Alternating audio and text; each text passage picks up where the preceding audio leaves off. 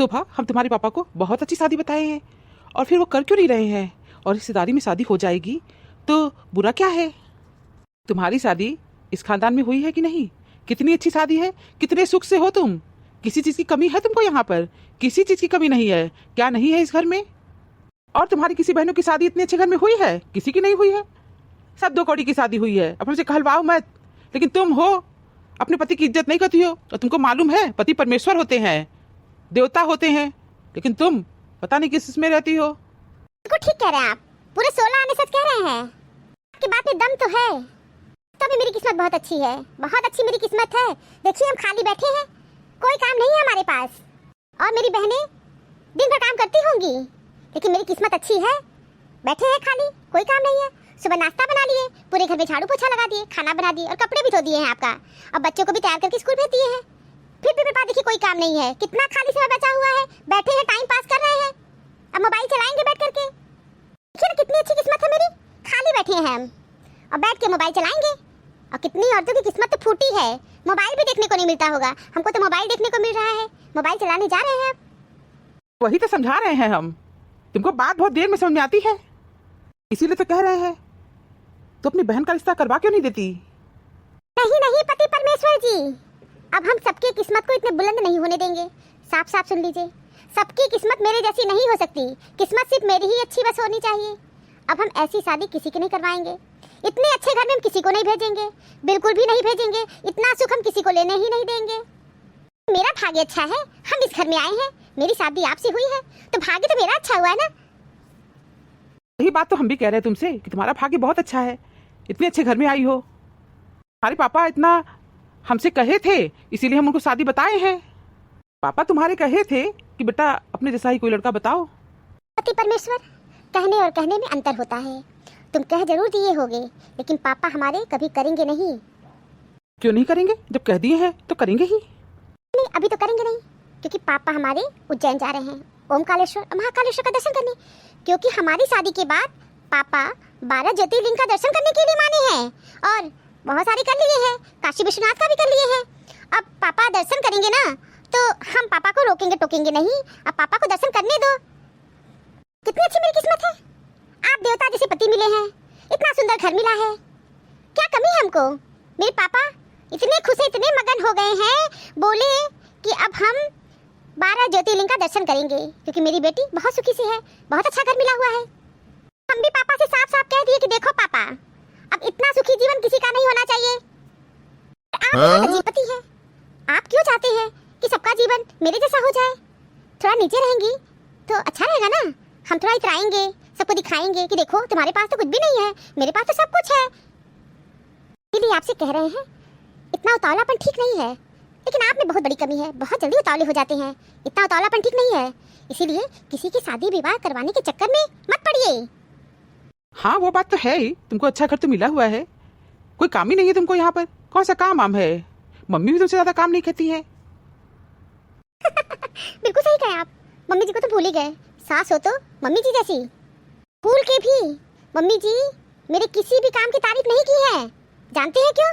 इसलिए ताकि हम और अच्छा बनाए और अच्छा बनाए और अच्छा बनाए।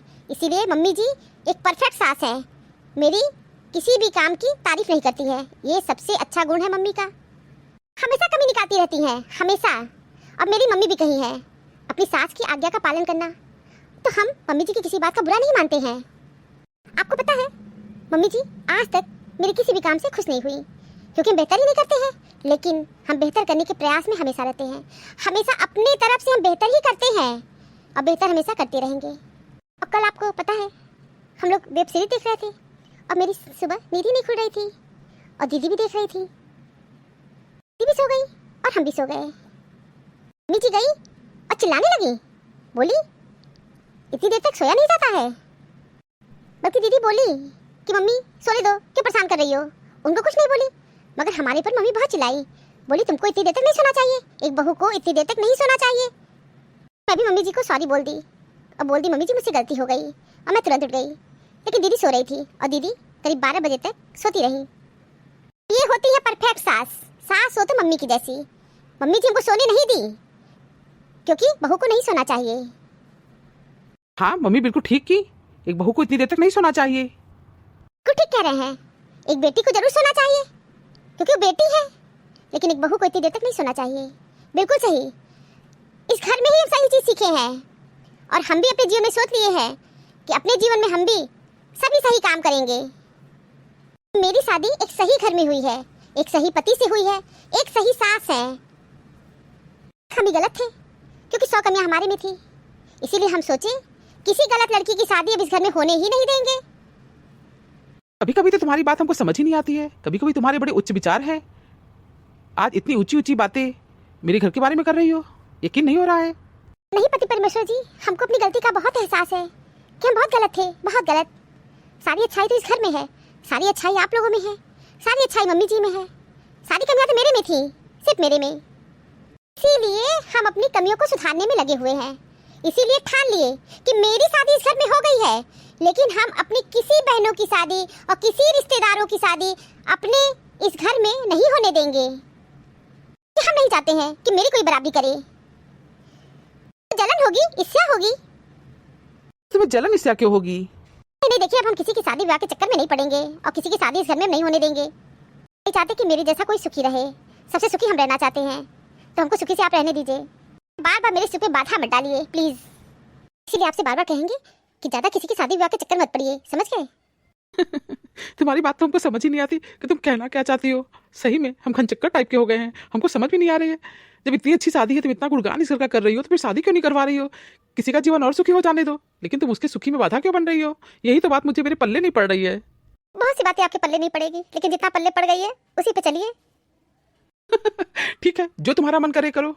हम तो चाह रहे थे कि तुम्हारी एक बहन की शादी और अच्छे घर में हो जाए। बहुत ज्यादा अच्छे के चक्कर में मत पड़िए, नहीं मेरे मम्मी पापा पागल हो जाएंगे हमारी खुशी के मारे। अब इतनी खुशी उनको देने की जरूरत नहीं है। एक खुशी को तो मतलब पचा ही नहीं पा रहे हैं और आप उनको दूसरी खुशी देना चाहते हैं। कभी कभी ज्यादा खुशी में लोग पागल हो जाते हैं, तो आप कृपा करिए और मेरे माता पिता पागल न हो, ऐसा करिए। आपसे भी यही कहेंगे, ज्यादा दुनियादारी के चक्कर में मत पड़िए। कभी कभी तो हमको समझ ही नहीं आता है कि तुम क्या कह रही हो। मेरी समझ से एकदम परे है तुम्हारी बातें। हमको एक बात नहीं समझ में आ रही है, तुम इतनी गुणगान कर रही हो, इस घर में तुम कितनी सुखी हो और तुम्हारे मम्मी पापा भी बहुत खुश हैं, तो एक शादी और हो जाने दो ना। अच्छा, तुम ये कहना चाहती हो कि शादी न हो? हाँ, बस मैं ये कहना चाहती हूँ कि शादी बिल्कुल ना हो। किसी को इतना अच्छा कर नहीं मिलना चाहिए। कोई हमारी तरह का सुखी रहेगा तो मुझे जलन तो होगी ही। तुम भी बहुत अजीब हो, क्या करें हम। ठीक है, जो तुम्हारा मन करे करो। अच्छा ठीक है, मैं थोड़ा सैर सपाटा करने जा रहा हूँ चौराहे पे। हाँ हाँ बिल्कुल पति जी, आप चले जाइए, आपको घूम के आना ही चाहिए। जाइए, अपना जी आन मान करके बाहर से आ जाइए। और हाँ, आज कुछ स्पेशल खाना बनाना। हाँ हाँ क्यों नहीं, बिल्कुल स्पेशल खाना बनाएंगे। हो सकता है मेरा दोस्त धनीराम आ जाए, तो उसके लिए भी खाना बना देना। क्यों नहीं, धनीराम के लिए तो खाना मैं अवश्य बनाऊंगी। देखिए, आप दोस्त भी बनाए हैं तो नाम है धनीराम। ये दोस्त भी कितने धनवान हैं। कहाँ का धनीराम? अरे उसका नाम है लल्लू, समझी? एक नंबर का फटीचर था, फटीचर।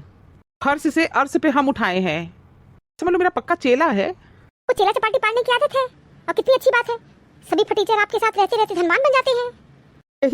यही मेरे में खूबी है। हम चाह रहे थे कि शादी हो जाए, लेकिन अब तुम ही रोड़ा अटका रही हो। अब क्या है ना, सच आपको बताएं, मेरे पापा में इतनी खूबी नहीं है जितनी खूबी आपके अंदर भरी है। तो आप अपनी खूबी के साथ रहिए, अब मेरे पापा को छोड़िए, जाने दीजिए। हाँ, आप मेरे पापा के चक्कर में पड़े हैं। अच्छा छोड़िए, जाने दीजिए, बातों में समय बीत जाएगा। जाइए, आप चौराहे पे अपने फ्रेंड से मिल लीजिए। हाँ हाँ ठीक है, मैं निकल रहा हूँ। हाँ मम्मी बोलो, क्या कहना चाह रही हो? हाँ बेटा, मैं ये कह रही हूँ कि दामाद जी जो शादी बता रहे थे वो शादी अच्छी तो है, बुरा तो नहीं है। मम्मी, तुम्हारा का दिमाग सड़ गया हो ना, तो शादी करवा दो, समझ गई? बिटिया, तुम्हारी शादी तो इतने अच्छे घर में हुई है और तुम सुख से हो ना। मम्मी, हम बहुत सुख से हैं, ये मेरी आत्मा ही जानती है, समझ गई? खुशी का कोई ठिकाना नहीं है। कभी कभी लगता है हमारी खुशी के पागल हो जाऊंगी।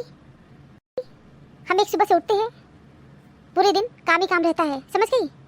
सास आज भी हमारे काम से कभी खुश नहीं हुई, कभी खुश नहीं हुई, हमेशा मेरे काम में कमी निकालती हैं। अब तुम समझ सकती हो कि हम कितने खुश हो सकते हैं। इसलिए प्लीज़ मम्मी, इस घर में अब शादी मत करवाओ, समझ गई? अब तुम्हारी बात तुमको समझ ही नहीं आती है। इतने अच्छे घर में तुम्हारी शादी हुई है, तुम्हारे पति भी अच्छे हैं, फिर भी तुम पता नहीं क्या क्या उलझुल बकती रहती हो। मम्मी तुम समझ नहीं सकती हो, यही तो लड़कियों का दुर्भाग्य है कि जब वो मायके में रहती हैं तब भी उनको कोई नहीं समझता है। बस माता पिता को एक ही चिंता रहती है कि लड़कियों की शादी कर दो, शादी कर दो, क्योंकि जमाना क्या कहेगा, लोग क्या कहेंगे। इसी चक्कर में बस शादी विवाह के बारे में खाली सोचती रहती हो। कभी माता पिता ये नहीं सोचते हैं कि लड़कियों को काबिल बनाओ, उनको आत्मनिर्भर बनाओ, कि अपने पैरों पे खड़ी हो जाएं। नहीं, माता पिता सिर्फ ये कहते हैं कि शादी हो जाए, कोई अच्छा लड़का बता दे, क्योंकि शादी बहुत बड़ा गोल्ड मेडल होता है और ये मेडल प्राप्त करना मम्मी बहुत ज़रूरी होता है। सही कह रहे हैं ना मम्मी?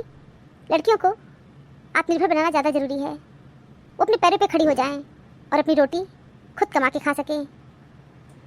मम्मी, मैं अपनी बेटी की शादी इतने बड़े घर में कभी नहीं करूँगी, बल्कि उसको आत्मनिर्भर बनाऊँगी, काबिल बनाऊँगी, अपने पैरों पे खड़ी हो जाए और खुद पैसे कमा सके। मैं कभी नहीं चाहूँगी कि मेरी बेटी का जीवन मेरे जैसा हो। ठीक है, तुम्हारे पापा से कह देंगे शादी विवाह के चक्कर में न पड़े। किसी के द्वारा प्रशंसा करने मात्र से आप महान नहीं बन जाते हैं और किसी के द्वारा निंदा करने मात्र से भी आप छोटे नहीं बन जाते हैं। आप स्वयं का आत्ममंथन करें कि आपके कार्य निंदनीय है अथवा स्तुति योग्य। किसी के शब्द नहीं, अपितु आपके स्वयं के कार्य ही आपके जीवन को महान अथवा निकृष्ट बनाएंगे। केवल प्रशंसा सुनोगे तो आत्म सुधार का अवसर खो बैठोगे और निंदा भी सुनते रहोगे तो अपने आप में निरंतर सुधार की प्रवृत्ति का भी विकास होगा। एक बात को सदैव स्मरण में रखना होगा कि गलत करने के बाद भी यदि प्रशंसा की प्राप्ति होती है तो आत्म कल्याण में इससे बड़ी बाधक एवं घातक कोई बात नहीं हो सकती। लेकिन अच्छा करने के बाद भी यदि निंदा होती है तो महापुरुष कहते हैं कि निंदक नियरे राखिए।